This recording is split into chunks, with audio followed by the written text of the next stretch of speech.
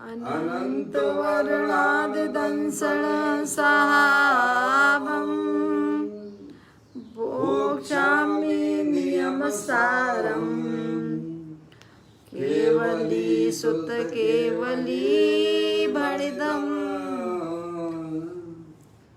नमकर अनंत उत्कृष्ट दर्शन ज्ञान में जिन वीर को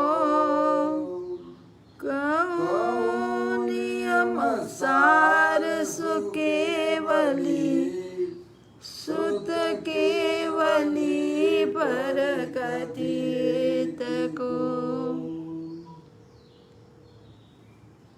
श्री नियम सार जी नामक परम आध्यात्मिक ग्रंथ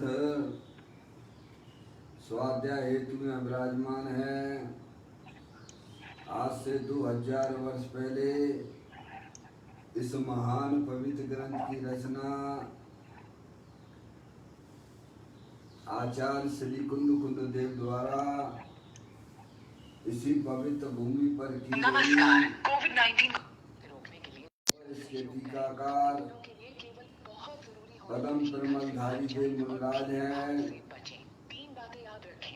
ग्रंथ का नाम नियम सार है। नियम से करने योग्य कार्य अपनी आत्मा में सम्यक दर्शन, सम्यक ज्ञान, सम्यक चारित्र रूपी निर्मल पर्याय, पवित्र पर्याय, मोक्ष मार्ग रूपी पर्याय को प्रकट करना है। क्योंकि वह पर्याय स्वयं ही सुख स्वरूप है और अनंत सुख का कारण भी है। अनादि काल से हमारे आपकी आत्मा में पर को अपना जानने वाली, पर को अपना मानने वाली, पर के साथ संबंध रखने वाली ऐसी मोराग देश रूपी मलिन पर्याय, अपवित्र रूप पर्याय प्रकट है, जो स्वयं दुख स्वरूप है और अनंत दुख का कारण भी है।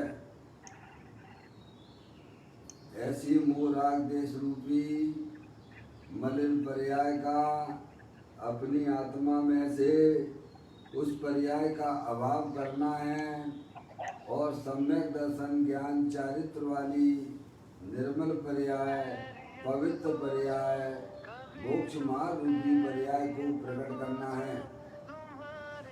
ऐसे काल की प्राप्ति जिनवाणी माता के द्वारा अपने आत्मा के स्वरूप को पहचानना, अपनी जो आत्म वस्तु है वह परद्रव, प्रभाव और पर्याय से विभिन्न अखंड ज्ञान ज्योति स्वरूप है। ऐसे ज्ञायक प्रभु परमात्मा का माँ जिनवाणी माता के द्वारा परिचय करके तत्पश्चात शरीर राग आदि ये सब कर्मकृत वस्तुएं हैं। इनका हमारे आत्मा के साथ में किसी भी प्रकार का कोई संबंध नहीं है। इस प्रकार सम्यक वेद ज्ञान पूर्वक शरीर राग आदि की रुचि छोड़कर अंदर में जो अखंड ज्ञान ज्योति स्वरूप भगवान आत्मा है उसमें ही अपनी वर्तमान पर्याय का संबंध जोड़ते हुए कि मेरा ये भगवान आत्मा तीनों काल शरीर राग आदि से भिन्न एकमात्र अखंड ज्ञान ज्योति स्वरूप है। इस प्रकार से सम्यक वेद ज्ञान पूर्वक पर द्रव प्रभाव का लक्ष्य छोड़ के अंतरोन्मुखी उपयोग के द्वारा अपनी चैतन्य वस्तु को स्वीकृत करना, उसी को अरिहंत परमात्मा ने, आचार्य भगवंतों ने उसे धर्म कहा है। उसकी चर्चा आचार्य भगवंतों ने, मुनिराजों ने इसके गाथा, उसकी टीका और कलश के माध्यम से हमें अपने आत्मा के स्वरूप को यहाँ पर समझाया है। देखिएगा, यह परम आध्यात्मिक आध्यात्मिक ग्रंथ है जिसका नाम श्री नियम सार है, जिसके 8वें अधिकार की चर्चा हम आप यहाँ पर पढ़ रहे हैं। इसका नाम है शुद्ध निश्चय प्रायश्चित अधिकार।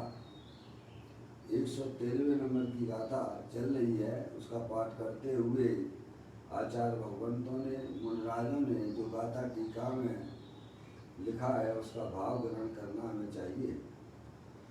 जो शील संयम व्रत समिति हर करण निग्रह भाव है, सतत करने योग वे सब भाव ही प्रायश्चित है। यहाँ पर निश्चय प्रायश्चित का स्वरूप बताया जा रहा है कि व्रत समिति, शील और संयम रूप परिणाम तथा इंद्रिय निग्रह रूप भाव वह प्रायश्चित है और वह निरंतर कर्तव्य है। यानी अपनी आत्मा में जो वीतराग भाव रूपी परिणति प्रकट होती है वही वास्तव में निश्चय से प्रायश्चित है और वह समस्त जीवों को अपनी आत्मा में प्रकट करना यही एकमात्र कर्तव्य है। ये बात यहाँ पर आचार्य कुमकुम देव ने कही है। देखिएगा, यह नियम सार जी का पूज्य गुरुदेव श्री के व्याख्यान के माध्यम से हम और आप यहाँ चर्चा कर रहे हैं। तीसरा भाग है। पुस्तक को तो आप लोग निकाल लीजिए। मुकेश भाई, पुस्तक मिल गई आपको?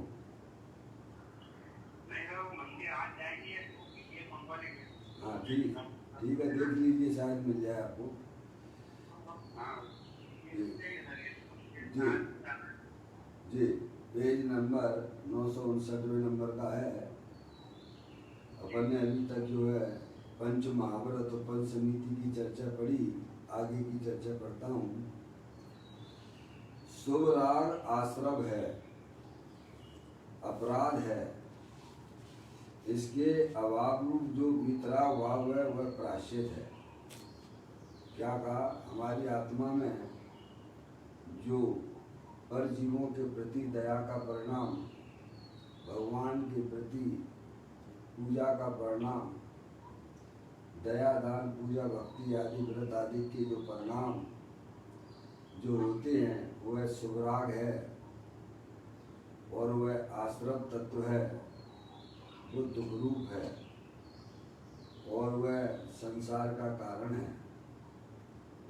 और इसके अभाव रूप, राग के अभाव रूप जो वीतराग भाव है वह वास्तव में प्रायश्चित है और वह अपने आत्मा के आश्रय से प्रकट होता है। क्या? चूँकि आत्मा जो वस्तु है वह तीनों काल वीतराग स्वरूप है, ज्ञान आनंद स्वरूप है। उसके आश्रय से ही उस भाव की प्राप्ति होती है, वीतराग भाव की प्राप्ति होती है। पर द्रव्य के आश्रय से तो राग की ही उत्पत्ति होती है, आश्रव तत्व की उत्पत्ति होती है, जो कि संसार का कारण है। मम्मी, आवाज आ रही सभी को बराबर?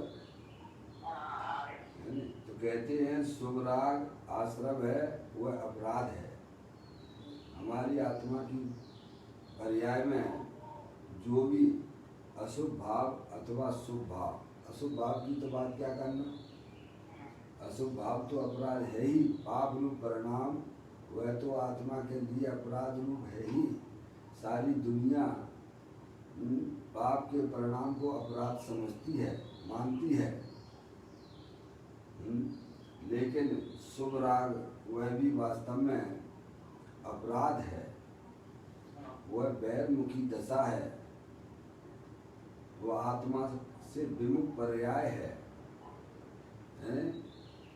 बैरमुख है ना,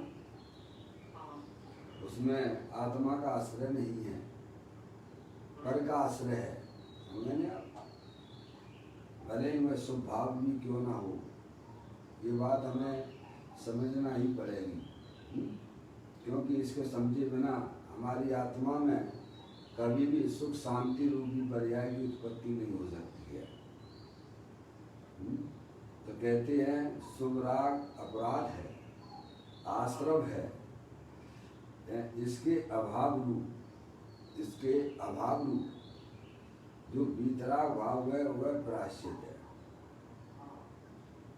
परिणति सब जीव की तीन भांत वर्णी, एक पुण्य एक पाप एक राग हरणी।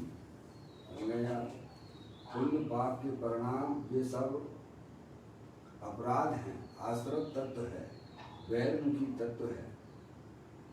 और वीतराग रूप परिणति, राग रहित परिणति, वह वास्तव में आत्मा का वह कर्तव्य है, वह आत्मा का स्वभाव रूप परिणति है और आत्मा के आश्रय से ही प्रकट होती है। तो कहते हैं शुभ राग आश्रव है, अपराध है, इसके अभाव रूप जो वीतराग भाव है वह प्रायश्चित है, वह वास्तविक प्रायश्चित है। एक अंतर्मुख वीतराग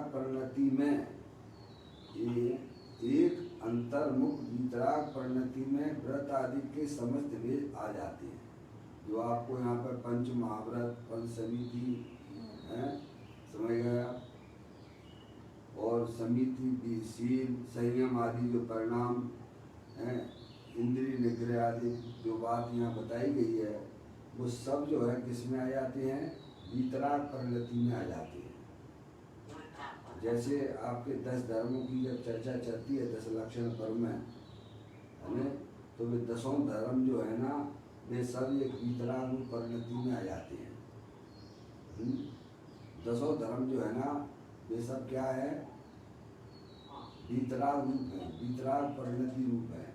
ऐसे ही यहाँ जो समस्त वेदों की बात की है, पंच महाव्रत हैं, पंच समिति हैं, शील है, इंद्रिय निग्रह आदि हैं, वे सब जो है किस में आ जाते हैं? एक वीतराग रूप परिणति में आ जाते हैं। और वीतराग परिणति जो है अपने क्या है? प्रभु परमात्मा के आश्रय से प्रकट होती है। समझे? अपना भगवान आत्मा तीनों काल शरीर रागादिक से भिन्न है, उसमें अपने आत्मा की मिलावट नहीं हो रही है। आत्मा में उन पदार्थों की मिलावट नहीं हो रही है।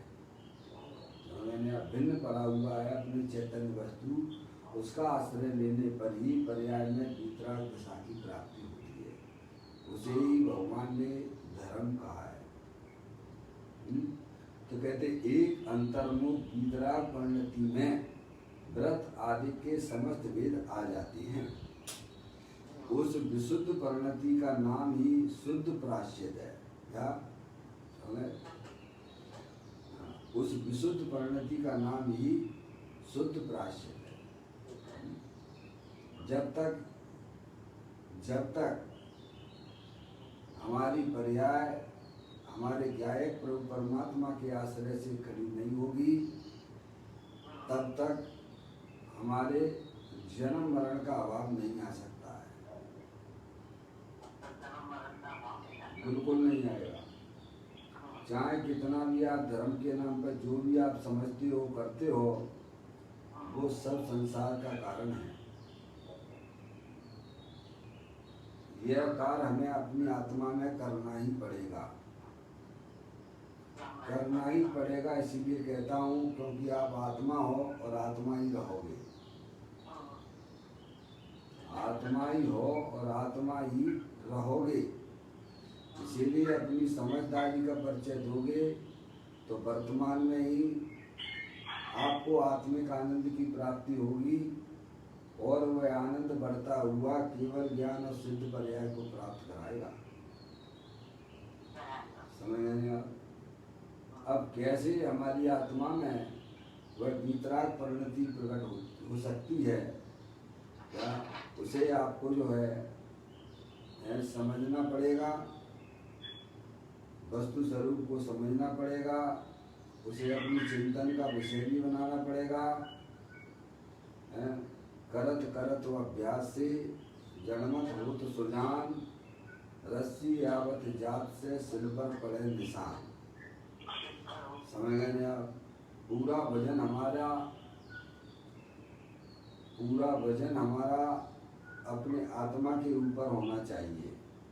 हमारा केंद्र बिंदु एक आत्मा होना चाहिए, तो ये कार्य आप कर सकते हो। या कोई बहुत बड़ी बात नहीं है। वह चैतन्य वस्तु आपके पास नहीं है, आप स्वयं ही हो। उसमें आत्मा को करने में कोई दिक्कत नहीं है। समझ में आई भाई ना? आत्मा का आत्मिक आनंद पर्याय में प्रकट करना कोई कठिन बात नहीं है, लेकिन जब तक आप उस चैतन्य स्वरूपी भगवान आत्मा की बात को सुनेंगे नहीं, समझेंगे नहीं, तब तक वह परिणति कभी प्रकट नहीं हुई और कभी होगी भी नहीं। बुद्धिपूर्वक हमें अपने चैतन्य वस्तु की चर्चाएं सुनना चाहिए। समझ में आया भाई साहब? बुद्धिपूर्वक की बात है, कोई लाठियां वाठियां नहीं खुलती हैं यहाँ पर। बुद्धिपूर्वक पाप के काम करते हो, बुद्धिपूर्वक आप पुण्य के कार्य भी करते हो, तो बुद्धिपूर्वक आपको अपने आत्मा का कार्य भी करना पड़ेगा। समझ गए? कोई लाठियां वाठियां नहीं खुलती यहाँ पर। मुकेश भैया, सब बुद्धिपूर्वक करना होगा। आपके काम बुद्धिपूर्वक करते हो, पुण्य के काम भी बुद्धिपूर्वक करते हो, तो अपने आत्मा का कार्य वितराग रूप परिणति भी बुद्धिपूर्वक करना होगी। कोई लाठियां वाठियां नहीं खुलेंगी यहाँ पर। समझ गया? इस भरोसे मत बैठे रहना कि हम भगवान की पूजा करते हैं, भक्ति करते हैं तो हमारा आत्मा का कल्याण हो जाएगा। 3 काल में नहीं होगा। सुराग प्राप्त हो जाएगा, ठीक है, लेकिन उससे क्या फायदा है हमको? ऐसा भाव तो आपने अनंत बार किया है। मुनि व्रत धार अनंत बार गिरह उपजायो, फिर निजातम ज्ञान बिना सुख लेस न पाए। 9वें गिरेवक भी हमारा आत्मा एक बार नहीं अनंत बार गया है। काय से गया? पाप के परिणाम से गया है कि शुभ राग से गया है? शुभ राग से गया है। तो यहाँ मनुष्य पर्याय में आए हो तो नया काम करने की सोचिएगा। वो है वीतराग भाव। नरभव मिला है मैं अपूर्व कार्य करूँगा, पाया है जिन शासन भव का भाव करूँगा, है मेरा निश्चय सम्यक निश्चय। क्या ये मनुष्य पर्याय आपको हमको सबको प्राप्त हुई है, तो नया कार्य करूँगा, अपूर्व कार्य करूँगा। अपूर्व कार्य यानी क्या? अपनी आत्मा में वीतराग रूप परिणति प्राप्त करना, वही वास्तव में अपूर्व कार्य है। और वह वीतराग रूपी परिणति अपने ज्ञायक प्रभु परमात्मा के आश्रय से प्रकट होती है। ऐसी प्रकट होती है, अपने आत्मा के आश्रय से प्रकट होती है, क्योंकि अपना भगवान आत्मा सदा काल वीतराग स्वरूप है, आनंद स्वरूप है, सुख शांति का भंडार है। उसके आश्रय से प्रकट होती है। तो उसके ज्ञान के बिना क्या पॉसिबल है? क्या हमने आत्मा के ज्ञान के बिना क्या है वीतराग परिणति आपकी हमारी आत्मा में प्रकट हो सकती है क्या? पापा, सारा वजन एक अपनी आत्मा के लिए हो, तब यह कार्य की प्राप्ति होती है। ये कोई ढीले ढीले काम नहीं है। समझ में आया भाई साहब? नहीं तो संसार में रुल रहे हो तो रुलते रहोगे। यहाँ कोई किसी की सुनने वाला नहीं है। अब्बा, यहाँ कोई तुम्हारी सुनने वाला नहीं है। विश्वास ना हो तो कोरोना हो जाए शरीर में, तो देख लेना कौन किसके पास खड़ा हुआ मिलेगा।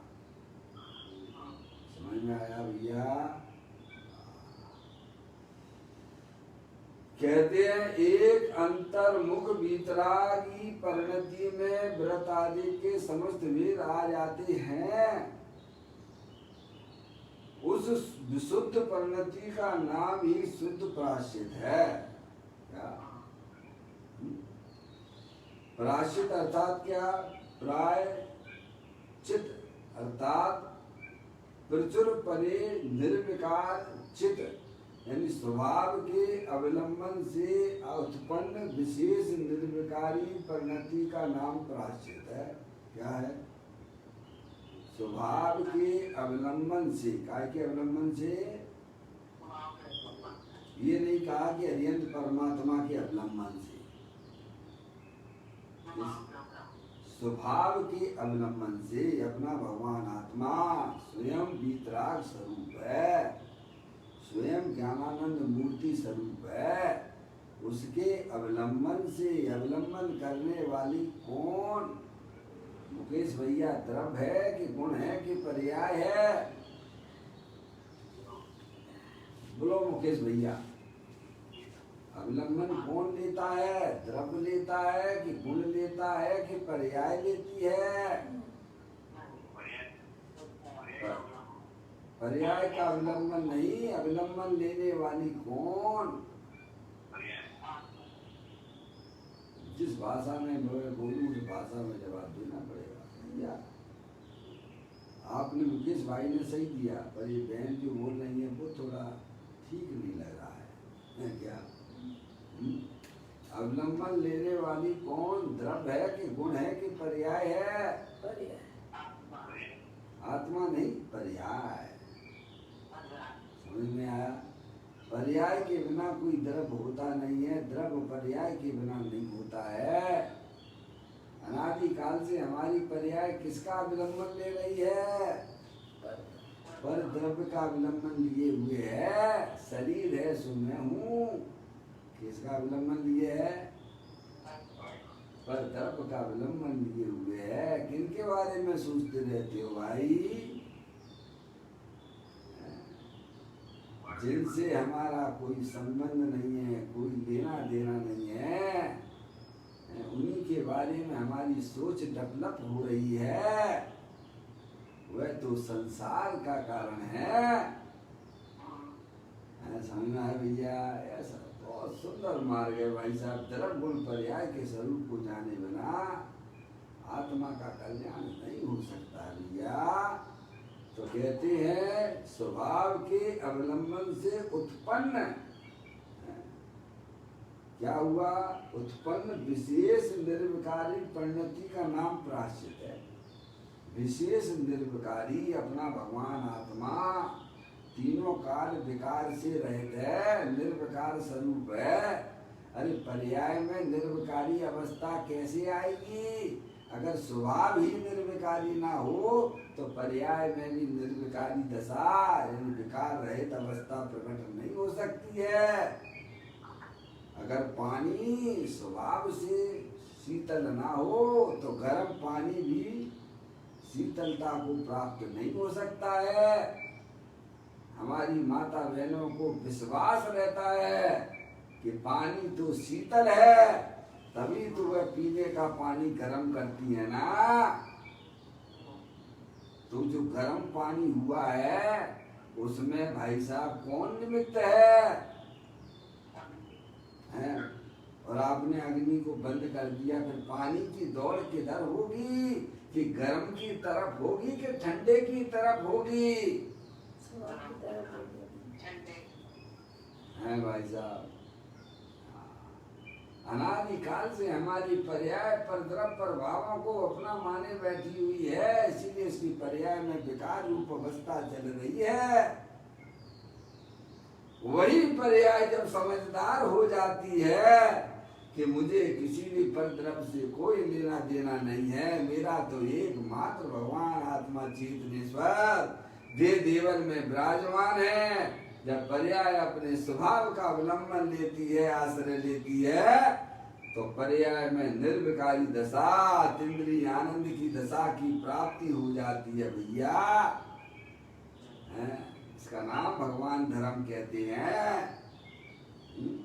पर के आश्रय से तो विकार की उत्पत्ति होती है, और अपने भगवान आत्मा के आश्रय से अतीन्द्रिय आनंद की प्राप्ति होती है, वीतराग दशा की प्राप्ति होती है। उसको भगवान धर्म कहते हैं भैया। अनंत काल हो गया, आत्मा ने कभी ऐसा काम ना किया। जिस समय यह काम हो जाता है, उस समय पर्याय में भाई साहब अतीन्द्रिय आनंद के फव्वारे छूटने लगते हैं। सुबह का भूला अगर शाम को भी घर वापस आ जाता है, उसे भूला ना कहते हैं। अब पर्याय अपने घर आ गई ना भैया, अपने आत्म स्वभाव को पहचान कर उसका आश्रय लेती है, तो पर्याय में निर्विकारी दशा, वीतराग दशा, अतीन्द्रिय आनंद दशा प्राप्त होती, ये बता रहे हैं। उसको भगवान धर्म कहते हैं। तीन लोक के नाथ, जिनके ज्ञान में एक भी पर पदार्थ अनजाना ना रहता है, ऐसे अरिहंत परमात्मा कहते हैं। कहते स्वभाव के अवलंबन से उत्पन्न विशेष निर्विकारी परिणति का नाम प्राश्चित है। अब कहते हैं कि ऐसा शुद्ध प्राश्चित वीतरागी मुनिराजों को निरंतर कर्तव्य स्वरूप है। क्या कहते हैं? किनको? वीतरागी मुनिराजों को, शुद्ध प्राश्चित वीतरागी मुनिराजों को निरंतर कर्तव्य स्वरूप है। ये उनका कर्तव्य करते रहते हैं। हमारे संत क्या करते हैं भाई साहब? जंगल में मंगल करते हैं। वे निरंतर अपनी आत्मा के साथ में खेलते हैं। किसके साथ खेलते हैं? दुनिया को खबर नहीं है। दुनिया को लगता है कि महाराज क्या करते हैं भाई साहब, इनके पास तो जो है अब तो कोई काम है नहीं, घर गृहस्थी का कोई काम नहीं है, सब छोड़ छाड़ दिया उन्होंने। यहाँ तक कि भगवान की भक्ति आदि भी नहीं करते हैं वे। मंदिर कहाँ रखे जंगल में? हमने बोलो भैया तो क्या करते होंगे? बोलो अब बताओ। घर गृहस्थी तो उन्होंने छोड़ ही दी है, और जो है जंगल में मंदिर भी कहाँ रखे हैं बताओ। तो क्या करते होंगे भाई साहब? आत्मा के साथ क्यों नहीं करते हैं भैया? ये ज्ञानी जानते हैं। अनंत गुणों में केली करते, चैतन्य गुफा में मुनिवर बसते। ऐसे मुनिराज होते हैं, साधु ऐसे होते हैं, निरंतर अपने गायक प्रभु परमात्मा के आश्रय से मस्त रहते हैं, आनंद में रहते हैं। वो चीज हमारे पास में भी है, ऐसा नहीं है भाई साहब। आप अपनी शक्ति के अनुसार अपने गायक प्रभु परमात्मा के साथ में रह सकते हो। ऐसी व्यवस्था है, ऐसी व्यवस्था बड़ी बनाई व्यवस्था है भाई साहब। पर हमें फुर्सत कहाँ है पापा? हमें फुर्सत कहाँ है पापा? सरकार कितना भी लॉकडाउन क्यों ना लगा दे, महा लॉकडाउन लगा दे, पर हमारी दुकान तो जरूर खुलना चाहिए। सामने वाले दरवाजे से नहीं तो पीछे वाले दरवाजे से माल बेचो। भैया तो गड्ढा किनके लिए खोद रहे हो? सरकार के लिए खोद रहे हो कि तुम अपने लिए खोद रहे हो? भैया थोड़ा विचार तो करो, इस समय का फायदा तो उठाओ भाई।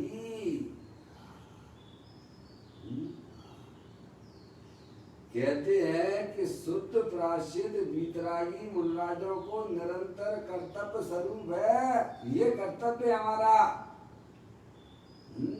अपने गायक प्रभु परमात्मा में रमण करना ये पर्याय का धर्म है। जैसे स्त्री का धर्म अपने पति के साथ में रहना है, ऐसे ही पर्याय का धर्म अपने आत्म स्वभाव के साथ में रहना है। और रहना ही नहीं है, उसके साथ पीड़ा करना है भाई। कहते हैं शुद्ध प्राश्चित वीतरागी मुनराजों को निरंतर कर्तव्य स्वरूप है। आत्मा में 47 शक्तियों में एक 42वें नंबर की शक्ति आई है भाई। अनंत शक्तियां है ना, उन अनंत शक्तियों में आचार्य अमृतचंद देव ने एक कर्तव्य नाम की शक्ति बताई है। पापा बताई है कि नहीं बताई है? उसका क्या स्वरूप है कर्तव्य नाम की शक्ति का? निर्मल दशाओं को करे आत्मा का धर्म है। क्या? वीतराग दशाओं को उत्पन्न करे, राग को उत्पन्न करे, ये आत्मा का धर्म नहीं है, ये आत्मा का कर्तव्य भी नहीं है भैया।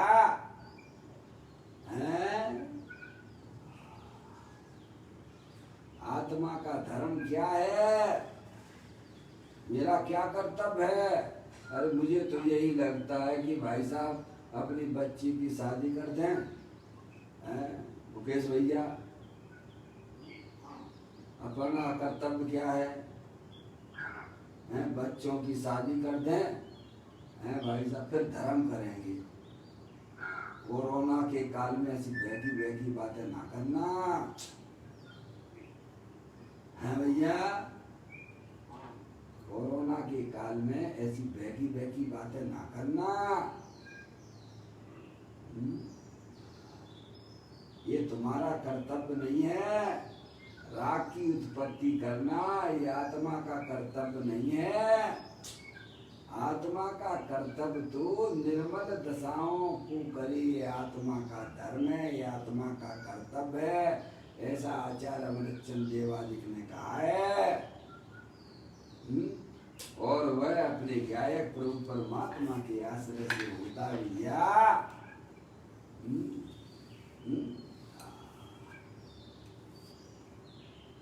कहते हैं शुद्ध प्राश्चित वीतरागी मुनराजों को निरंतर कर्तव्य स्वरूप है।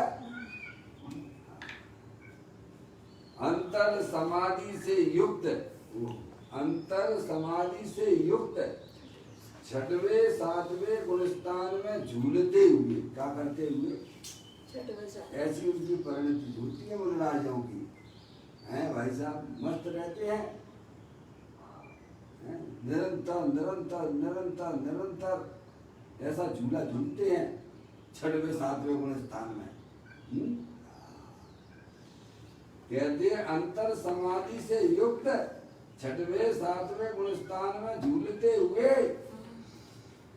अंतर्मुख दशा में बरतते हुए परम जिन योगीश्वर टीकाकार मुनराज पदम परमलधारी देव स्वयं की बात करते हैं। किन की बात करते हैं? स्वयं की बात करते हैं।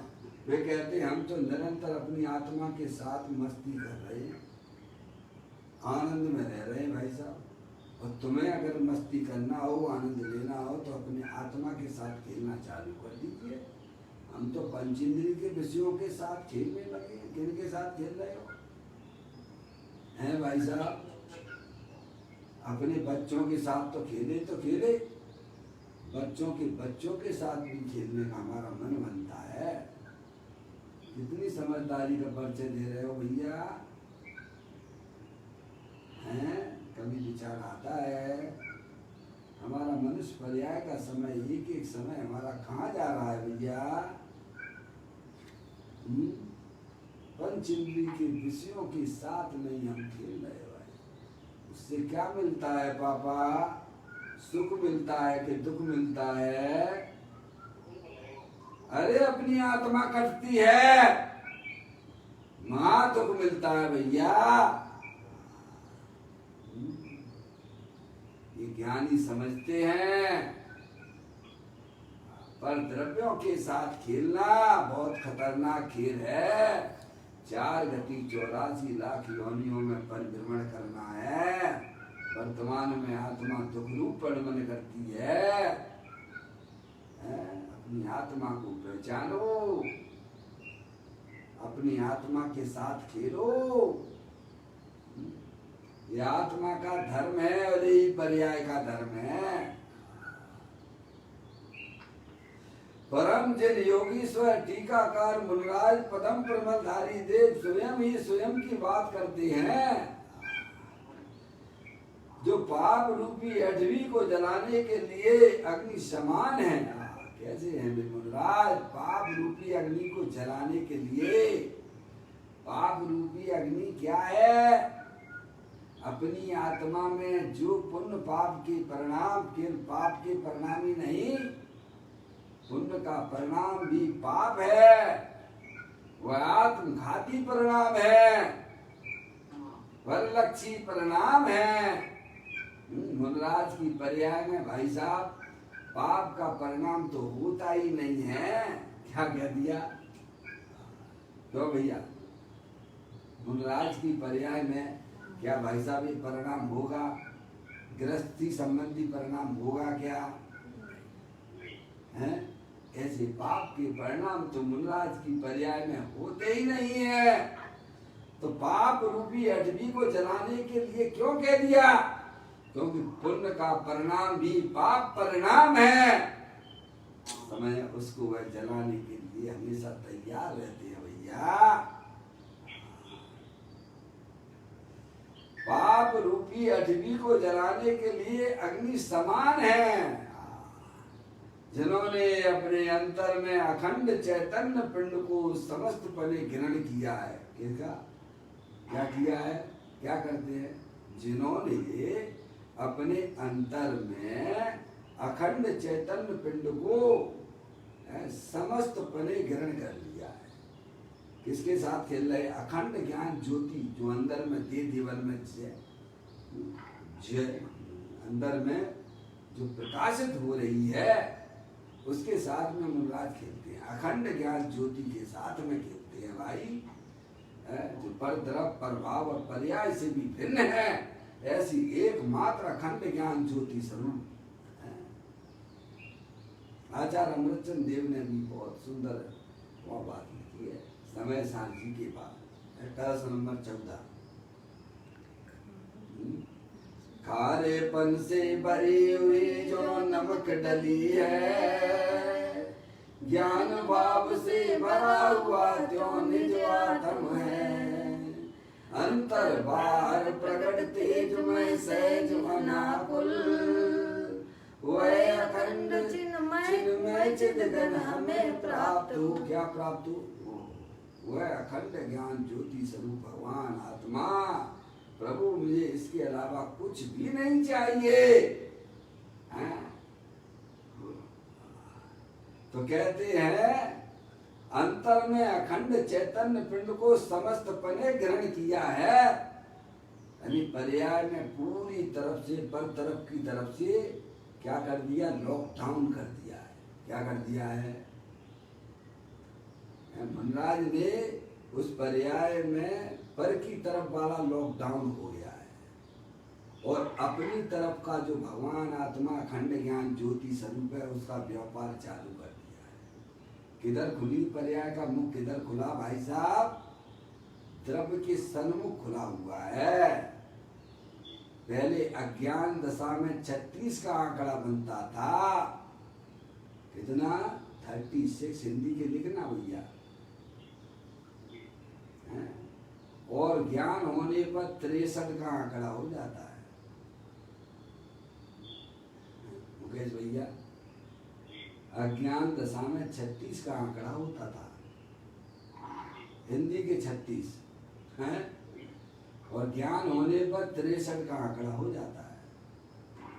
समझदार के लिए सारा ही काफी है। पर्याय में पूरी तरह से पर की तरफ का लॉकडाउन हो गया भैया। अब वह पर्याय अपने घर में रह के केली करती है। आप लोग भी घर में ही रहते हो ना। ऐसे मुनराज की पर्याय अपने गायक प्रभु परमात्मा के सन्मुख होकर केली करती है। कहते हैं जिन्होंने अपने अंतर में अखंड चैतन्य पिंड को समस्त पने ग्रहण किया है। किसको ग्रहण किया है? ग्रहण करने वाली कौन है भाई साहब? द्रव्य है कि गुण है कि पर्याय है? पर्याय है। पर्याय का मुख अपने गायक प्रभु परमात्मा के सन्मुख होकर नृत्य करता है। हम तो परमात्मा के सामने हैं। मैंने अज्ञानी लोग जो है ना शादी ब्याह में, मुकेश भैया है, शादी ब्याह में वो आपका क्या डीजे डीजे डीजे है, डीजे करती है ना, डीजे पे नृत्य करती है ना, डांस करते हैं। डांस कौन के लिए करते हैं? किनको दिखाने के लिए करते हैं? अकेले में करे कोई क्या? अकेले में करे? अकेले में करे क्या? दूसरों को दिखाने के लिए करता है। वो तो पाप का परिणाम है। वो कौन सा परिणाम है भाई साहब? हैं? शादी में पापा, शादी में वो बच्चे बच्चियां डांस करते हैं ना, उस पर लाइट चमकती रहती है, डीजे पर डांस करते हैं। अब तो ऐसा होने लगा कि बच्चों के साथ में पिता भी डांस करता है। जिससे शादी करने जा रहा है उसको भी कई समय कितना कितना गंदा समय आ चुका है। समझ में आया भैया? सोचो, कृतकार्य तन्मोदना का पाप लगता है, ध्यान रखिएगा। करने वाला ही नहीं, देखने वालों को भी पाप लगता है। समझ में आया? थोड़ा जागृति लाइए भैया पर्याय में। ये तो पाप का परिणाम है। और अरिहंत भगवान के सामने नृत्य करना अगर जनता को दिखाने के लिए है तो वो भी पाप का परिणाम है। समझ में आया भैया? जो परमात्मा के सामने जो पर्याय उछलती है वह पुण्य का परिणाम है। जो अपने गायक प्रभु परमात्मा के सामने नाचती है, नृत्य करती है। ज्ञान से ज्ञान में ज्ञान ही हो, कल्पना का एकदम विलय हो, भ्रांति का नाश हो, शांति का वास हो, ब्रह्म प्यारे तेरी भक्ति में क्षण जाए सारे, मेरे शाश्वत शरण सत तारण तरण ब्रह्म प्यारे, तेरी भक्ति में क्षण जाए सारे। ऐसी भक्ति होती है। अरिहंत भगवान का भक्त सम्यक दृष्टि आदि अपने गायक प्रभु परमात्मा के सामने नृत्य करता है। वह बीतराग रूप परिणति वही भगवान ने धर्म कही है भैया। वह बीतरागी रूपी परिणति अपने गायक प्रभु परमात्मा के आश्रय से प्रकट होती है। कहते हैं जिन्होंने अपने अंतर में अखंड चैतन्य पिंड को समस्त पने ग्रहण किया है। अब पर्याय का मुख जो है ना सब तरफ से भाई साहब हटाकर अपने गायक प्रभु परमात्मा के सन्मुख होकर नृत्य करती है।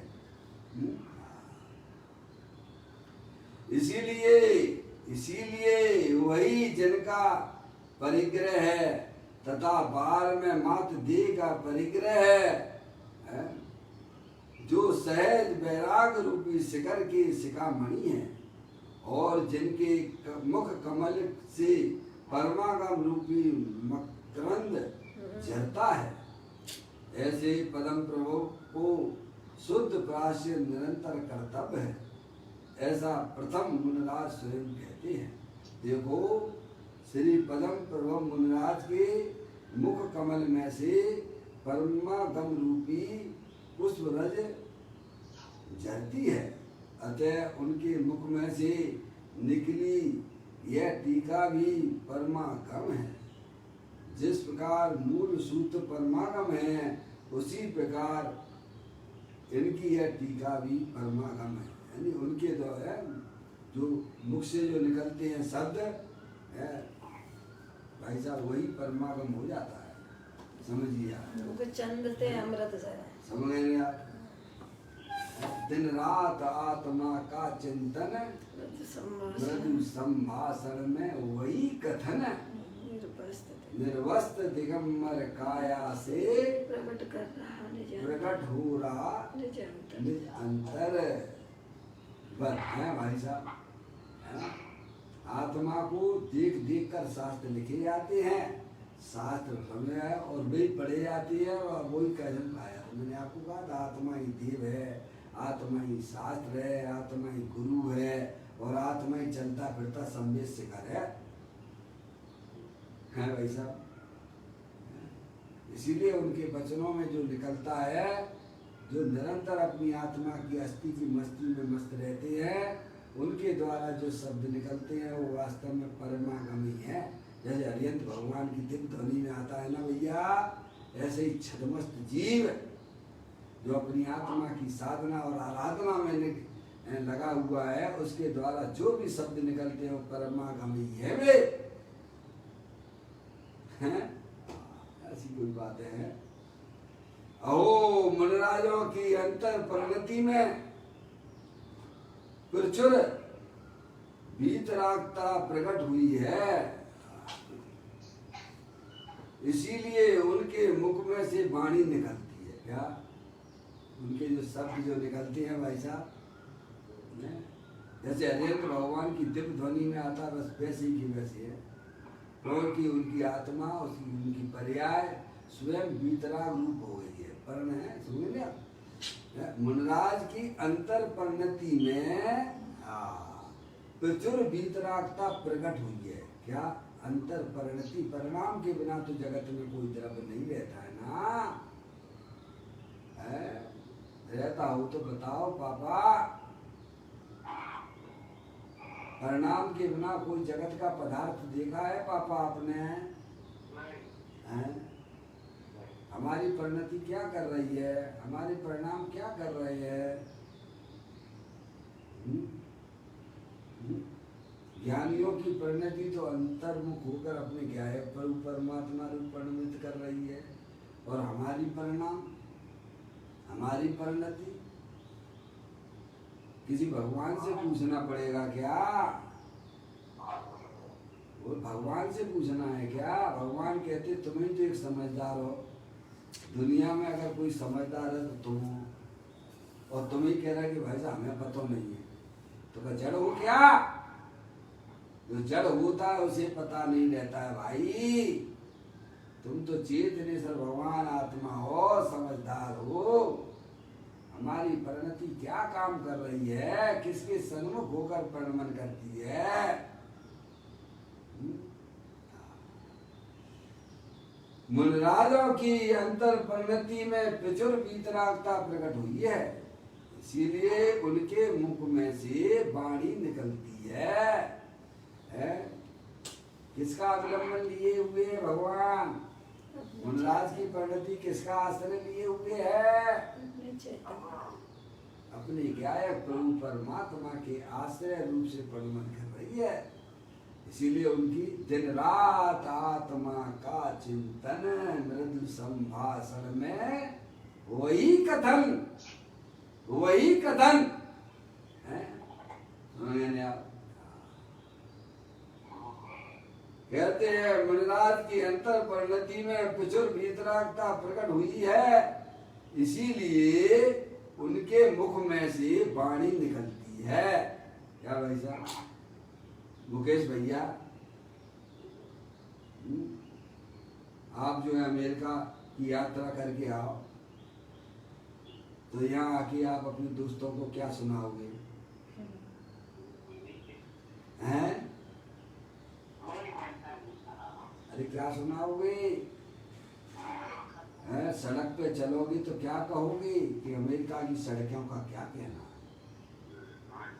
है? हैं? खाना खाओगे तो क्या कहोगे? अमेरिका की बातें सुनाने लग जाओगे भाई। तो अमेरिका गए हो ना तभी सुना रहे हो ना भैया। और जो अमेरिका नहीं गया है वह क्या सुनाएगा? ऐसे ज्ञानियों की परिणति अपने गायक परमात्मा में भ्रमण कर रही है, तो वो वही की बात तो सुनाएगी ना।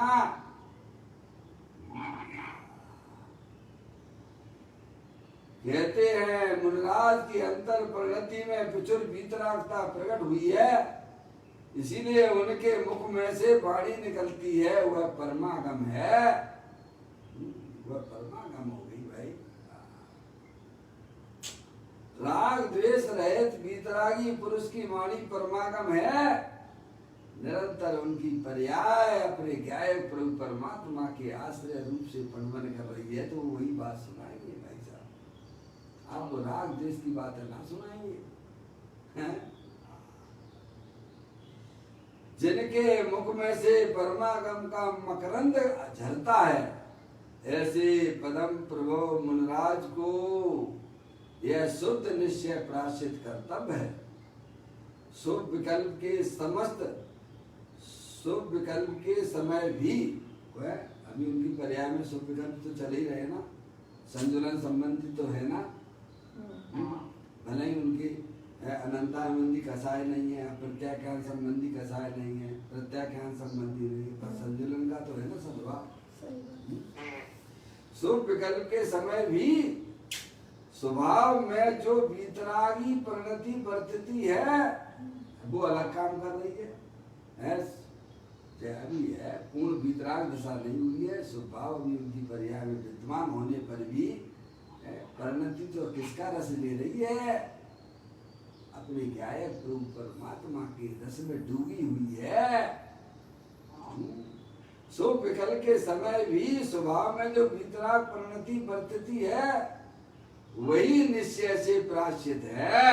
क्या भैया? जो अपने स्वभाव में डूबी हुई परिणति है, जो परिणाम वही वास्तव में भाई साहब वही वास्तविक निश्चय प्रायश्चित है। वो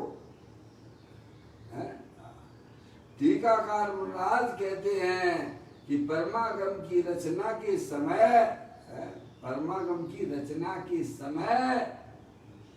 शुभ विकल्प होते हुए भी आचार्य अमृत चंद देव टीका लिखते हैं। मुनिराज है, टीका लिख रहे हैं।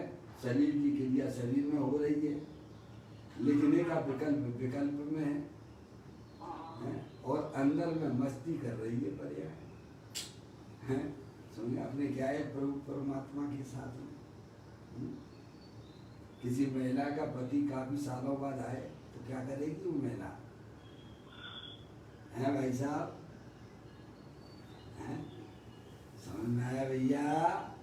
ऐसे अनादिकाल से अपने आत्म स्वभाव को भूला हुआ था, पर्याय अपने आत्मा को भूली हुई थी। आज परमागम की प्रसाद से उसे अपना आत्मा मिल गया है, तो छोड़ेगी पर्याय क्या? पर्याय छोड़ने वाली है क्या? जैसे उस स्त्री का पति अगर बाहर जाना चाहे, कहेगी तुम तो कहीं मत जाओ, तुम तो हमारे सामने बैठे रहो। अब बहुत दिन हो गए तुम्हें बाहर निकले हुए, मैंने तुम्हें नहीं देखा था, अब तुम कहीं मत जाओ, तुम मेरे सामने ही बैठे रहो। ऐसे ही अनादिकाल से पर्याय अपने आत्मा से विमुख हो रही थी। परमागम के प्रसाद से अपने आत्मा का ज्ञान हुआ। पर्याय कहती है तुम अब मेरे से दूर मत हो भाई, तुम मेरे साथ में बैठे रहो। सुमर सुमर अब हसत है फिर ना अब नहीं। सो विकल्प के समय भी स्वभाव में जो वीतराग परिणति बरतती है, वही निश्चय से प्रायश्चित है। टीकाकार मुनिराज कहते हैं परमागम की रचना के समय शुभ विकल्प होते हुए भी निरंतर वीतरागी प्रायश्चित ही कर्तव्य है। निरंतर अपनी गायक प्रभु परमात्मा में पर्याय मस्त हो रही है भाई साहब। शरीर की क्रिया शरीर में हो रही है? और जो रचना शास्त्र की जो टीका की जा रही है वो अपना काम कर रही है भाई साहब। मैं तो क्या था दृष्टा पुरुष भगवान आत्मा हूँ, पर्याय तो ऐसा आनंद देती हुई सकती है। परमागम की रचना के समय शुभ विकल्प होते हुए भी निरंतर वीतरागी प्रायश्चित ही कर्तव्य है। शुभ राग के समय भी अंतर में गायक स्वभाव की सन्मुखता ही मुखपने बरतती है। मुखता किसकी है? गायक स्वभाव। शुभ विकल्प के समय भी रचना का कार्य जो है वो स्वभाव है, पर उसमें भी मुखपना किसका है? अपने गायक गुरु परमात्मा को देती है पर्याय। समझ गए आप? राग गौण रहता है। राग को क्या है? गौण कर देते, गौण हो जाता है। अपने गायक को मुख किया, राग गौण हो जाएगा। इसीलिए कहा कि निरंतर शुभ प्रायश्चित ही कर्तव्य है। शुद्ध प्रायश्चित यानी वीतराग परिणति, वही कर्तव्य है। यहाँ टीका में अपनी मुनि दशा का वर्णन करके मुनि दशा का वास्तविक स्वरूप बताया गया है इस टीका में। अब इस 113वीं गाथा की टीका पूर्ण करते हुए टीकाकार मुनिराज श्री पदम प्रमथधारी देव मुनिराज श्लोक कहते हैं। 180वें नंबर का श्लोक यहाँ पर कल अपन इसका स्वाध्याय करेंगे। गाथा पूरी हो गई है, कल इसका स्वाध्याय कलश 180 का करेंगे। अभी अपना समय हो गया। निज निधि निज में बताई, यह अनंत अनंत उपकार है। उसके लिए जिन वाणी माँ को वंदना सतबार है, वंदना सतबार है। 9वां नमोकार मंत्र।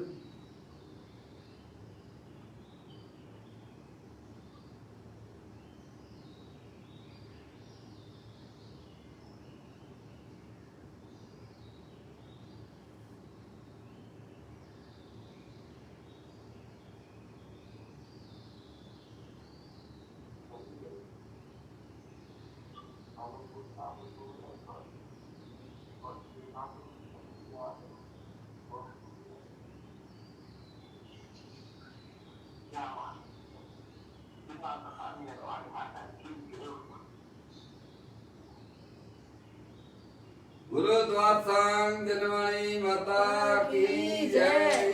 महाजन धर्म की जय।